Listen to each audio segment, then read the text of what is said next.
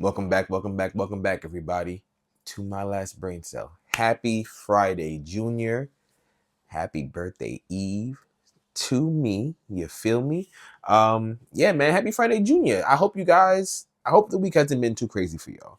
Like for me, the week it's been alright. It's been very manageable. You feel me? We're doing what we got to do at the end of the day. You know what I mean? And we live to fight and see another day, and that's all thanks to God. So we out here. You feel me? Yeah, man. So I'm gonna get right into the meat and potatoes of this thing, I guess. Question of the day. And today's question of the day is going to lead to this episode. You feel me? Today's question of the day. What do your 2025 stats look like? So you know it's a time of year where all your applications are giving you numbers on your top 5, top 10, top this for various things. I've got my stuff and I am here to share it all with you guys. And I hope you guys have your stuff. So that being said, I don't know what this episode will look like. I don't know how long it's gonna be. If it ends up being shorter, it ends up being shorter. That's just how these things work. But as a reminder, you do have a clandestine cuisine episode coming up, which actually reminds me of this before we get into it. And I was gonna wait until the next like batch of episodes because it does happen to come out the week of the new year, but I'm gonna mention it now. So as far as clandestine cuisine goes, no, I'm not stopping it. Right, I have no intentions on stopping, especially because unlike the taste of buffalo or the slice of buffalo, excuse me, um, I'm not doing it every Saturday. I'm not doing it all the weekend episodes, right? So I'm only giving you guys one episode a month, whether it be the first Saturday or the last Saturday or however the month works. I'm only giving you guys one episode a month, right? But with that being said, I post DreamCon this year, I have been slacking on my diet. Yeah, me and my girl, I've been enjoying life. You feel me? But her and I were talking. I was telling her, yo, I gotta get right back to it. So her birthday is early next year, right? It's in the first half of January. So I told her, yo, after your birthday, it's on. I gotta do my diet. So with that being said, I also knew I wanted to kind of backlog some of my clandestine cuisine episodes. So I say all of that to say this. Now, the episode you guys are gonna get was probably filmed, like early November, but you guys are gonna get an episode in January and February that were filmed between like Thanksgiving and like now, like, or maybe even a little bit before that. So I'm really trying to backlog some episodes before the new year comes. And I think what I'm gonna do though is put like, you know, when the episode's recorded in the description. And I feel like it's important because you know a lot of restaurants they do themed foods or like for that time of year, right? And if I'm putting out a restaurant in like March, and that restaurant just so happens to be doing something that's themed for St. Patrick's Day, and I miss it, I want you guys to understand, oh no, it's because I came back in like January. You know what I mean? And so like between now and her birthday, I'm really gonna try to do a backlog. And obviously, if I run out, I run out. I'll have to run out and make more episodes. But I'm saying all that to say these next couple of episodes are probably they're not gonna be as timely. Like this one, like I said, was probably, and I'll put an overlay of when it was actually shot. Like I want to say it was shot like right after Thanksgiving. That feels right, but I could be wrong. But it's not that old compared to the episodes you're gonna get in like January and February. But anyway, I digress. So there's that, and I think that's really the only housekeeping I really wanted to mention right now. So you know I got my handy dandy notebook. Let's get to it. So obviously, not obviously, the first thing I'm gonna start with. I don't have a lot of things that have the that came with a countdown, right, of my top whatever. I have three categories. It's gonna be gaming, it's gonna be manga, and it's gonna be music. Now, I remember Crunchyroll did something last year, but I don't think it gave me my top anime watch, and if it did, I haven't seen anything like that yet. If it does come up, I'll give you guys that information later. But for right now, I have my PlayStation stats, my manga stats, and my music stats. Okay, so we're going to get into it. So for PlayStation, my top 5 games played were Marvel Rivals, COD, Ghost of Yote, God of War Ragnarok, and The Last of Us 2. And it's almost disgusting, the discrepancy in hours between this game. So I'm gonna go from the bottom to the top, right? So at number 5 is The Last of Us 2. I put 21 hours into that game. At 4 is God of War Ragnarok, which I put 22 hours in. And both those games make sense because I started playing The Last of Us 2 specifically because the newest season was coming out. But I didn't hear anything about this newest season. Like, no one was really talking about it. So then I lost interest in the game, and I never even watched the newest season of The Last of Us. I'll probably catch it eventually, but I never watched it, right? As far as God of War Ragnarok goes, it was just a filler. It was a filler game. And I don't mean that in a bad way. I just mean like it was in between me waiting for games, and it was the perfect game to like scratch the itch that I needed. It was action enough. It was new content that I hadn't touched because they had the Valhalla drop. And I was struggling the first time I played the Valhalla because I had it on the hardest. Like I had it on Give Me God of War. So I dropped the level and I had an easier time. So I was having a lot more fun again playing it, and it was a good time. So God of War Ragnarok served its purpose. Ghost of Yote, that just came out, right? That came out in what, October? I think like October 10th or something like that. And so it's only been 2 months since then, and I put 75 hours in, which makes sense. But for context as well, I probably haven't touched Ghost of Yote in like a month, maybe. Whenever Where Winds Meet came out, around that time I stopped playing Ghost of Yote because that came out. And just in general, I haven't been gaming much in the last couple of weeks. But Ghost of Yote has definitely been, put to the wayside for now. But seeing it on my list reminds me I need to go back in and tackle that. But I'm also glad I haven't seen anything about it. But I also haven't heard anything about that game either. But I also think it's because I'm not chronically online like I used to be anymore. But anyway, in number 2. So remember, Last of Us 2, 21. God of War Ragnarok, 22. Ghost of Yote, 75. COD, 118 hours. And this was in the early parts of this year. This is probably from like, maybe from January to like March, maybe, because at number 1 is Marvel Rivals, and that has 163 hours. Now, I didn't play for real Marvel Rivals when it came out in December of last year because I was still playing probably COD and maybe Last of Us 2. So I really started playing Marvel Rivals this year, and boy, oh freaking boy, did it have me in a chokehold for honestly a good portion of this year. Probably up until it probably had me in a chokehold for a good 6 months. Like from beginning of this month or beginning of this year up until right after DreamCon. So like, yeah, like probably until like June, July-ish, I was on Marvel Rivals heavy. You couldn't take me away from it. Then I got burnout. And I got burnout because people in that game are just, sometimes you get really good teammates, but then sometimes, you know what? I'll give Marvel Rivals this. Sometimes you get really good teammates. Sometimes you get some okay teammates, and you get a horrible team to play against, and they just whooping your ass. And sometimes you just get not shit teammates. And I feel like I was running into the rut of not shit teammates. So I had to back out. Yeah, and I started playing other stuff. And that's where God of War Ragnarok came in around that time. Because I dropped Last of Us 2 because, again, I didn't hear anything good about the season. And then after God of War Ragnarok served its purpose, that's when Ghost of Yote came in. So I was actually kind of surprised, and I guess not really, that I didn't see the Where Winds Meet, but I don't think I've even put like 15 hours into that game yet. So it makes sense to make this list. All right.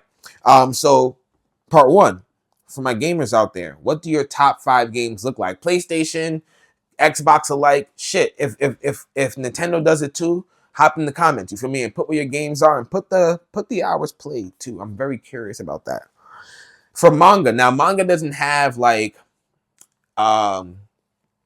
any numerical value, right? But I assume it's based on chapters read.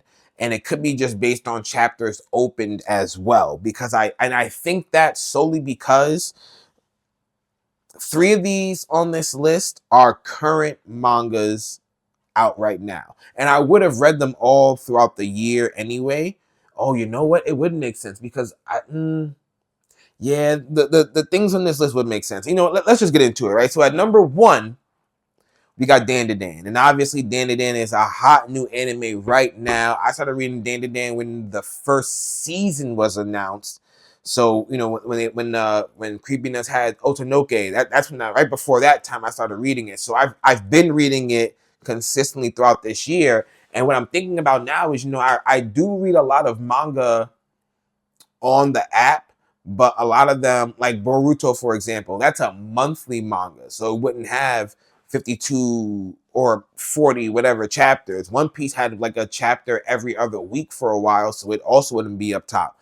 Black Clover the same. I get maybe 12 chapters a year now. You feel me? So this list does make more sense as I look at it. So Dan to Dan's at number 1. At number 2, and if you're not reading this, you need to be reading it, because where we are right now, ooh, the manga is getting crazy.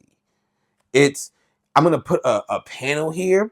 And for those of you who are reading, you understand the hype and significance of this picture. For those of you who aren't reading, get your head out of your ass and start reading yourself some Kagurabachi. Start reading Kagurabachi. If you're not reading Kagurabachi, start reading Kagurabachi. Take this as your sign to read Kagurabachi.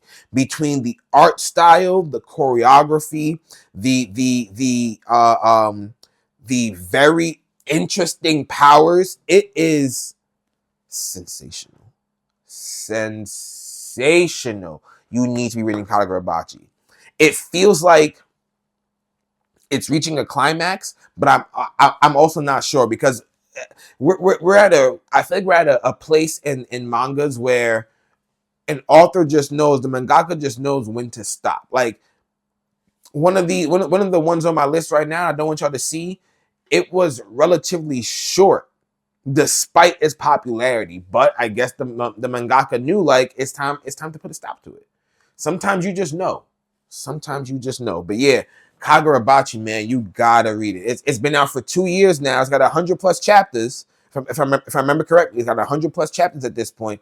I'm pretty sure chapter just came out with 104. So it's been out for just about 2 years. You feel me? If not a little bit more. So do yourself a favor and read Kagurabachi. And while you're reading Kagurabachi, while you're there, while you are on the Shonen Jump app looking at Kagurabachi, go ahead and scroll up just a little bit more and go read you some Ichi the Witch.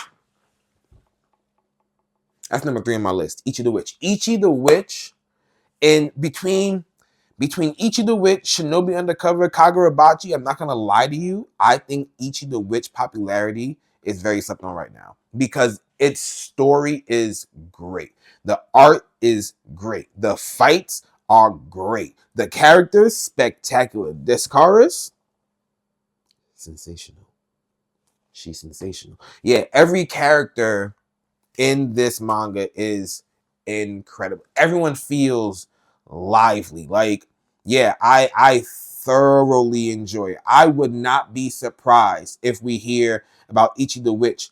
I feel like Ichi the Witch is what Elusive Samurai thought it was going to be, personally. And Ichi the Witch only been around for, I think it just had 62 chapters, so a little over a year as well. Yeah, man. Because like when Elusive Samurai first came out, I was hype about it, but I feel like Ichi the Witch is gonna be what Elusive Samurai thought it was gonna be. But I mean, and that's kind of unfair, because, you know, Elusive Samurai is slightly more grounded with it not having any special powers. As you can tell, Ichi the Witch has magical powers, but ooh, it's phenomenal. Go read some Ichi the Witch. Now, another one that's on here is another long-standing one. And again, like I said, 3 out of the 5 on here are running manga or anime. So number 1 was, number 2 and 3 aren't. So number 4 and 5 got to be, right? So number 4, we got Sakamoto Days. Now, Sakamoto Days, I'm really glad I kept watching the anime, because the second part did get significantly better, in my opinion, compared to part 1. But the manga is also heating up. I can tell we are definitely also not racing towards, but reaching its end. I would say we probably have another year. Maybe, I'm going to say Sakamoto Days probably has another 37 to 58 chapters before it ends. That's my hypothesis. I'm putting it out there right now. I'm actually going to write that down too. Yeah.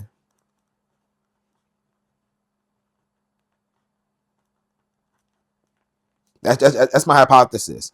That's my hypothesis. And I know it doesn't sound like a lot, but I think it's gonna be coming to an end pretty soon. It just feels like it's reaching its natural conclusion, which is great because I really hope that means that Netflix, whoever is animating Sakamoto Days, I hope they put just a little bit more love into it because it's getting there. It's getting there. It's not reverting back like One Punch Man. I know it's a One Punch Man studio's fault. I'm just saying it's just the example I can use. It's getting there. Just keep polishing it. And because to me, and I said this to one of my friends, and I said this to my girl actually, and she doesn't believe me, but I said to her, the hands that were drawn in Sakamoto Days should be rivaling what we see in JJK. I said it, I meant it. The hands we see in Sakamoto Days should be rivaling the hands we get in JJK. Because there are just so many hands thrown. So many hands thrown. Ooh, so many hands. Yeah.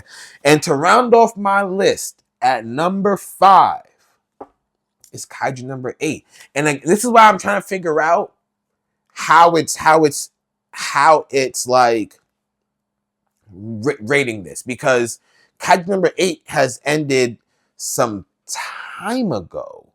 I want to say that ended back in the summer. I don't even remember if it was...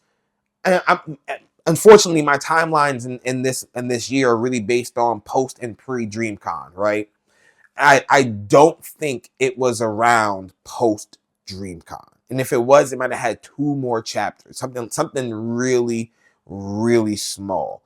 But I really don't feel like it lasted that long, so I'm trying to figure out how, especially because it too, like One Piece,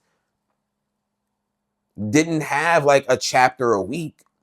It had a chapter, maybe 2, then it was gone for 3 weeks. Then it would come back with maybe 3 more chapters and be gone for 2. So it was very inconsistent. But this is why I think it's also based on how many I go back and look at. Because while the anime was running, I was going back and looking at this and go, did this happen? Did this happen? Oh, it happened like this for real? Oh yeah, this was happening just like that. I was also, and that's a problem that I have. I always go back and look, at least for a lot of stuff, not for everything. Like I didn't do for Sakamoto Days.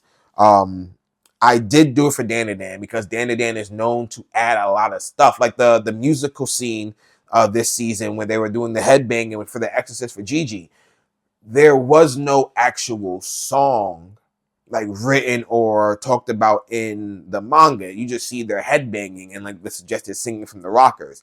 So them adding a song was fire. The scene where Okaroon and I can't remember her name. Shirahoshi, I think her name is, the girl with the pink hair, when they fought the conductors, another fire scene. I'm back and looked at that. So it makes me think that that's how manga is rated, like how many chapters I go back and look at and how many chapters I open of that specific manga. But Kaiju number 8, I was constantly looking at stuff. And again, I said it before and I'll say it again. If you weren't reading Kaiju number 8, man, you should. And honestly, this is gonna sound super cocky, but everything on here is certified. And my one of my best friends, he's reading Ultimate Exorcist Kyoshi and Otter of the Flame, both of which he keeps telling me I need to read, and I will eventually start reading those. But Dan Kagurabachi, Each of the Witch, Sakamoto Days, and Kaiju number 8, certified bangers. And Kaiju number 8 is done. Everything else is still running right now. Dan just had a chapter yesterday, or a couple days ago. Ichi the Witch, Sakamoto Days. Yeah, all 4 of these are weekly reads every Sunday, except for Dan every Monday. But Kagurabachi, Each of the Witch, Sakamoto Days, every Sunday. Get you some. Do it. And honorable mention, Shinobi Undercover. I'm also currently reading Black Torch, solely because that anime is getting ready to come out, and that's one that's only 19 chapters. I personally am not the biggest fan of the art style, but I'm trying to read it just because I want to see how it progresses. And it's not bad. The story's not bad. I want to understand why it got axed, unless it was meant to be just a super short manga. but I am reading that. But anyway, let's move on from manga. Y'all know I can talk about that shit for days. To round things off, let's talk about music. Now, I will only put overlays of songs and albums. I won't talk about those on here just because it gets kind of complicated. Let's just say that anime tracks ran my top for songs, which makes sense because a lot of it is skewed towards like me going to the gym. That's where I primarily listen to music. You know what I mean? Like I listen to music in the car, but that's traveling typically to the gym. Unless I'm driving to see my girl. But for the most part, it's music in the gym. And I spend a lot of time in the gym. So I haven't recently. I've been slacking. Hence the reason for me having to reconfigure my diet again come the new year. But yeah, man, I spent hella time in the gym. So a lot of that is based on my gym going. Same for albums. Albums I think were based on just how I was feeling. Let's bump this out. I mean, my number one album, let's talk about it, is Let God Sort Them Out. I said that before. Let God Sort Them Out should be album of the year. And I don't know if albums of the year are picked or not yet, but Let God Sort Them Out should be album of the year. It's gonna sound super funny, but I bumped that religiously for some time. Yeah, it was just on rotation. There's not a bad track on there, man. There's nothing skippable. I'll put like my top like 10, 11 tracks on here, just have the picture shake out. There's some I mean, not tracks, albums. There's some good albums on here. I don't know. I don't remember listening to Cushion OJ this much, which apparently is on there. Everything else kind of makes sense. But for my top 5 artists, it should really come as no surprise that number one is Currency. I've been telling y'all for years, Currency is my favorite rapper. Despite, I think my top like couple of songs has a track with Currency on there, but I have 2 albums of his in my most bumped albums. Like I fuck with Currency heavy. Number 2 was kind of surprising, and I'm curious if it's also based on production. The Alchemist. I do appreciate a lot of Alchemist beats, I should say. And he and Currency, amazingly enough, do a lot of songs together, a lot of tracks together, a lot of mixtapes together, a lot of projects. And they also have one of my favorite projects ever together, Covert Coup. But yeah, so that makes sense. Number 3, Young Rowdy. Who, if you don't know Young Rowdy, another good rapper. He was signed under Currency for a while. Now he does his own thing and he has his own like label. I love these tracks. Number 4 kind of come as no surprise considering my number 1 album, but it's specifically Pusha T, which also kind of makes sense because I have a bunch of Pusha albums on like my playlist and things like that as well. And rounding things off, he's become a very big favorite of mine this year, Ransom, another rapper. You guys should go check him out. But why did I want to share this list in particular with you? Well, because just like my PlayStation gaming list, there is a discrepancy. We're going to start from the bottom. Ransom, 1,322 minutes spent listening to Ransom. Solid. Pusha T, 1,396 minutes listening to Pusha T. Again, solid. Not too far ahead of Pusha T is Young Rowdy at 1,398 minutes. Literally, 2 minutes more. Probably an additional song. For Alchemist, you get another decent jump, 1,594 minutes. He also had an album with Hit Boy. Like, and I said, I listened to a lot of like that. Covert Coup, my favorite album of all time, probably. Like, I could listen to that shit. Don't get me started on Covert Coup. I just saw a commercial with I Show Speed and Beats, and they had a track from Currency from Covert Coup on there. I couldn't believe it. I don't remember what song it was, but I watched it with such glee because I couldn't believe it. Covert Coup to this day still holds up. If you've never heard Covert Coup, go listen to it. Because at number 1, I got Currency at 2,325 minutes. And I promise you, come next year, Currency still be number 1. I give you my word. Come next year, Currency will still be number 1 of my artists. It's just how the cookie crumbles, y'all. But anyway, let me know what your music stats look like. Let me know if you're reading manga, what your manga stats look like. And for my gamers, let me know what those stats look like. Because that's all I got for y'all, man. Until we meet again. And next time we meet, it will be post Christmas. So, hey, Merry Christmas to you and yours. You feel me? I really hope that you guys enjoy that time with your family. And I hope you remember to be thankful for that time with your family. Remember to hug and kiss your loved ones. Hold them tight. Let them know that you appreciate them and all that good stuff, man. Make sure you like, comment, and subscribe. And until next time, this is King Echo signing off.